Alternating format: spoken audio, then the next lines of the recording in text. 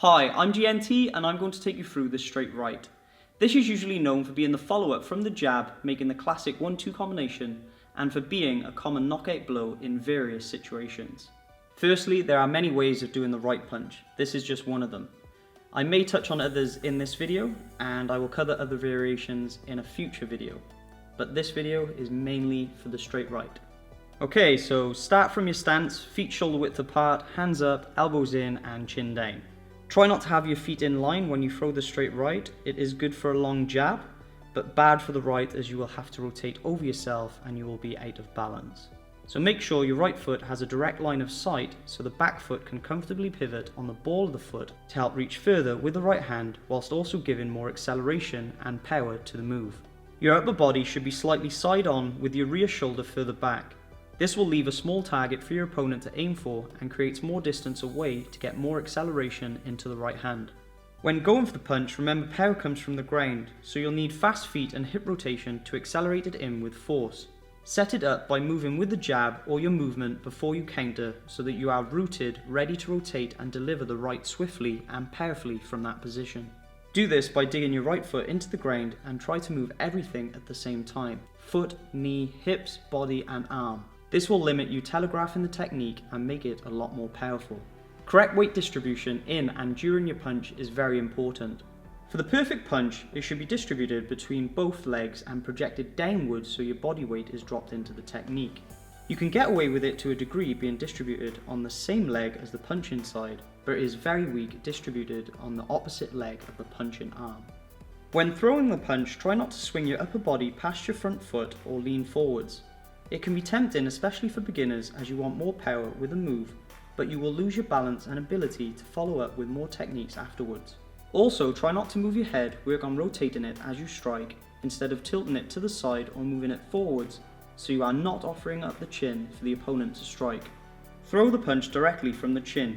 Don't drop it just before or lift the elbow out, as you will be vulnerable. You will telegraph your technique and make your punches slower because it's not direct. It will also be less powerful, mainly due to less twist of the wrist as you impact. So leave straight from the chin. As it travels, rotate your entire front arm so that your punch lands with the palm facing down. This adds the snap and more power to the punch, as when you impact you can drive the punch in more with your torso, shoulders and hips. The punch for the straight right is direct. There is no arc like the right cross, and your body will finish more square when doing the straight. To help with understanding the trajectory, a straight right comes straight up the middle, inside of your opponent's left arm, and hits him square in the face or chin, whereas a cross will slightly loop, travelling on the outside of the opponent's left hand and strike across your opponent's face or chin. Both are right hand punches and are effective, but I want you to know the difference so you understand each movement. As you throw the punch, the left side pulls back to help accelerate the other side of your body and shoulder more, and in turn helps counterbalance the weight moving forwards, giving you a more powerful punch whilst keeping you in balance. As you connect, the thumb should be tucked underneath and you want to strike with the first two knuckles. They are the biggest and strongest knuckles, so it makes sense that they connect first to minimize damaging yourself when you strike. If we freeze on the strike, you can see the two knuckles leading the strike, and if we do a line between the two all the way down the arm, you will see the correct alignment. How to clench your fist and get perfect alignment with your punch is covered more in my jab tutorial, so check it out if you want to go through it in more detail. The link is in the description. Going back to the freeze position, you will also see that the chin is tucked behind the shoulder so it is protected. It's important that you do this, but remember to bring your shoulder to your chin, not the other way around. This is because if we do get hit with a technique as we are doing a punch, we don't want to be putting our chin into this strike, creating reaction force on top. The other hand should be up to protect you. Don't drop it as you will leave yourself open for a counter technique. Try to exhale as you strike. This will help with power and will decrease the possibility of getting winded by a potential counter from your opponent.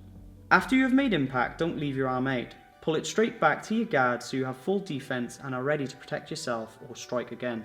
Before striking anything, make sure you have good technique in the air first, as the last thing you want to do when hitting something is to damage yourself.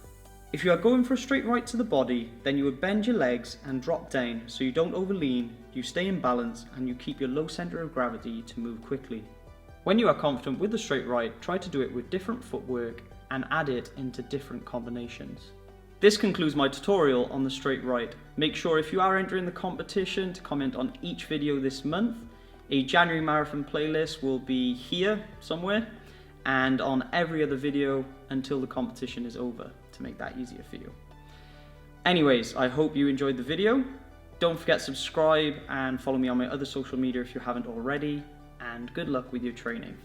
Team GNT, peace out.